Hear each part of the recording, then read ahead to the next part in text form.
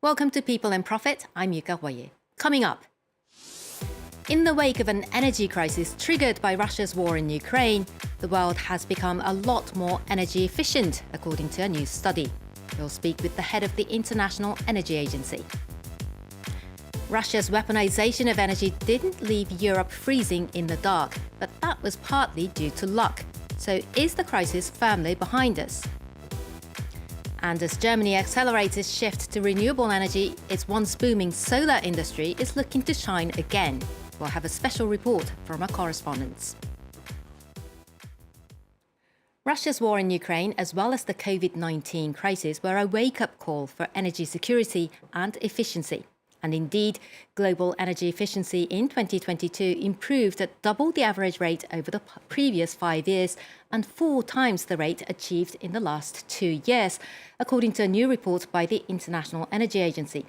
Skyrocketing costs of energy led to lower consumption, but government action to promote low energy use in several leading economies has also helped drive the trend. Joining us now is the IEA's Executive Director, Fatih Birol. Great to have you on our show, Fatih. Thank you very much. So the world has made significant progress in saving energy over the past year or so. Are we seeing a permanent global shift in energy transition?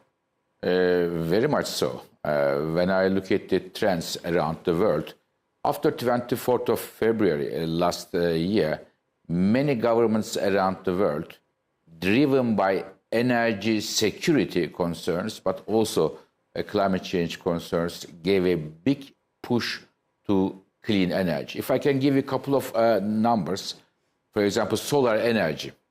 Solar energy in 1 year, its capacity increased by 40%. So whatever we built in the last 20 years, we increased that capacity by 40% in 1 year. We look at the electric cars, huge jump in electric cars. Only 2 years ago, 1 out of 25 cars sold in the world was electric. 1 out of 25 2 years ago. And this year, it will be 1 out of 5 cars. Almost 20% of all the cars sold in the world will be electric cars. Nuclear power making a major comeback. Japan, Korea, China already going very strongly. Many European countries, UK, Netherlands, US, Canada, big comeback. Heat pumps.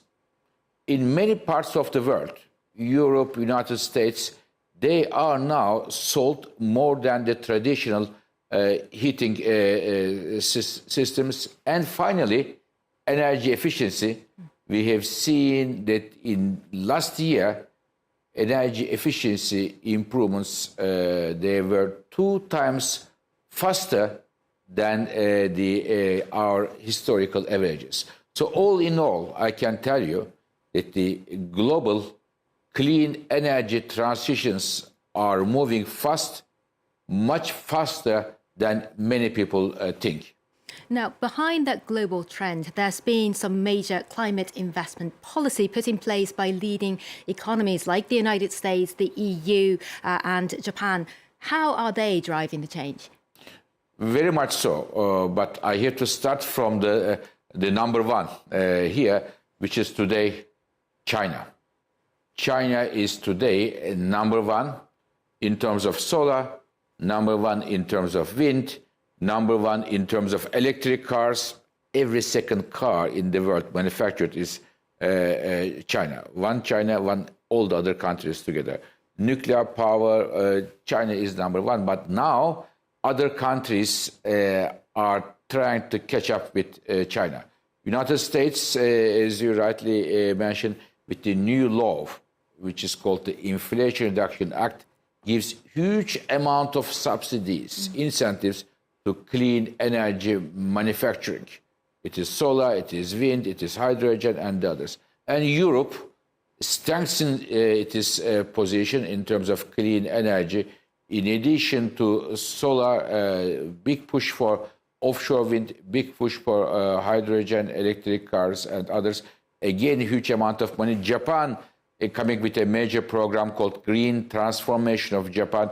India, again, a major push, giving incentives, not only planting new solar panels, but also for the manufacturing of those panels in India. They are moving strongly. So to look at the entire picture, there are three major drivers of this new emerging clean energy trend. One is the energy security. Second is the climate change. And third, countries want to have a good position, their economy, they want to have a good position in the next chapter of the industrialization, namely clean energy technology manufacturing. Just very quickly, you mentioned China's dominance in all this. Now, it's really built a virtual monopoly around the EV supply chain, including critical minerals. It also dominates solar panel manufacturing. Could this pose a problem going into the future, just as over-reliance on Russian energy poses a problem? I mean, in the energy world, I have a magic word, which applies to almost everything in the entire energy sector, which is diversification. To minimize the risks, you have to diversify. You shouldn't rely one single country, one single company, or one single trade route, because there may be geopolitical events, there can be earthquakes, fires here and there. Currently, the greener we go globally, the more end up with the China, because about 80% of the all solar panels in the world, about again 75-80% of the batteries for electric cars and others, wind, others, China has a dominant position. So, but China also made a big service to the world by manufacturing these technologies at home. They brought the cost down and made it affordable for the rest of the world, and has a therefore dominant position. What we need to do, in my view, two things. One, to have a fair trade agreements as much as possible with China in the current context. And the second, and urgently, the rest of the world need to build the clean technology manufacturing capacity so that there is a diversification. The entire world doesn't rely on one single country. And in some cases, even in China, for the solar panels, some of the modules, which are very critical, just manufactured in two giant plants, industrial plants. If there's a fire in one of them, the entire global supply chain will be disturbed. So from those reasons, better to diversify and work with China as much as possible, but at the same time, create own domestic energy technology manufacturing at home in Europe, but also other parts of the world. And how can the private sector help in all this? I think private sector, to be honest with you, when you look at those companies, they say that they are very happy to be part of the clean energy technology. But to be very frank, private sector, private companies are built first and foremost to make money. Of course, they have good CEOs, their CEOs have the right, they have their heart in the right place, this and that, but their number one objective is to make money. Therefore, if the governments provide the right incentives to get the private capital, money will go there. We are seeing it today in the United States. Huge, unprecedented amount of money is pouring in the American economy because the Inflation Reduction Act provides lucrative incentives, subsidies, support for the companies that are going to invest in clean energy in the United States. This includes, today, many European companies who, instead of Europe, choose United States for investment in clean energy to make money. So it is in Europe. European governments also need to create an investment environment which can compete with the American and the other countries. So private sector is ready. There is enough capital, enough money, but we have to convince the private sector that investing in solar, investing in offshore wind, investing in hydrogen will bring some decent returns to those companies. And you expect a seismic shift in this regard, the private sector and the public sector all coming together to advance this? Yes, I expect that the private sector money more and more will come to clean energy. I think like US, we will see it in Europe, we will see in Japan. But the biggest challenge, in my view, I mean, to reach our climate goals, we have thousands of challenges. But if you ask me to pick up one single challenge, for me it is how to get investment in the clean energy in emerging, in developing countries, in Africa, in Asia, in Latin America. This is the biggest challenge.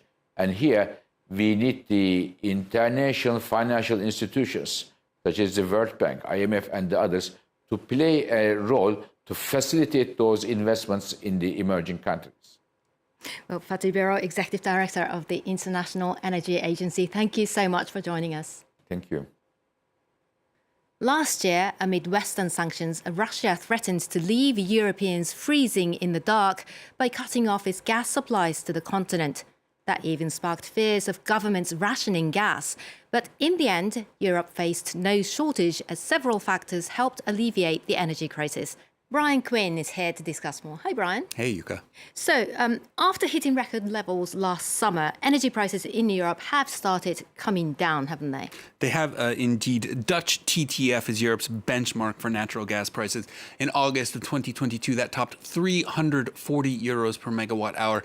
It's now back down to just over 26 euros per megawatt hour. Now, a lot of that drop is due to Europe's success in marshalling other sources of gas, particularly from Norway, the US, and Qatar. Within a matter of months, Europe's dependence on Russian oil decreased from 41% to 9%, along with government policies pushing energy savings. Those sky-high prices had a big effect on demand, which you can see here.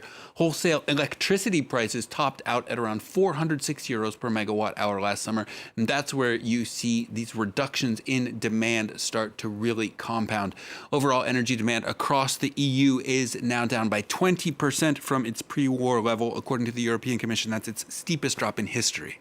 But those price spikes did really, of course, hit consumer wallets really hard. How did governments cushion the blow?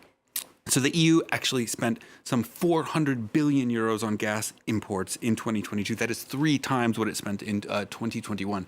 European countries, meanwhile, spent an estimated 657 billion euros on price caps and subsidies to help businesses and households pay their overall energy bills. Those were financed in part by windfall taxes on energy giants, but also by debt. Germany alone put aside 265 billion. France's price shield for consumers is estimated to have cost some 45 billion euros through the end of this year. So is the energy crisis behind us now? How prepared is Europe for the coming winter? So we can say that the continent got fairly lucky with a particularly mild winter this past winter and a lack of competition for supplies from China due to its zero COVID policies. Gas storage levels were still at 56% full in Europe by spring. But this coming winter could easily bring much harsher weather, and China is now back in business. So in order to get storage levels back up to the 90% mark, demand here will need to stay around 15% lower than pre-war levels.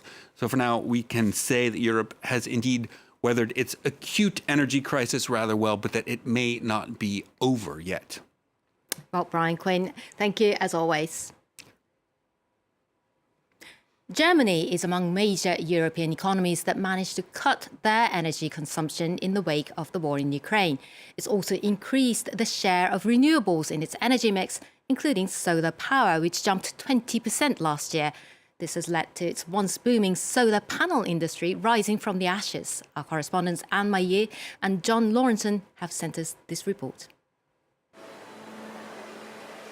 For Joachim Fritzsche, it's a rebirth. For 2 years, he's run the only solar panel cell factory in Europe. These blue metal squares are the centerpieces of solar panels.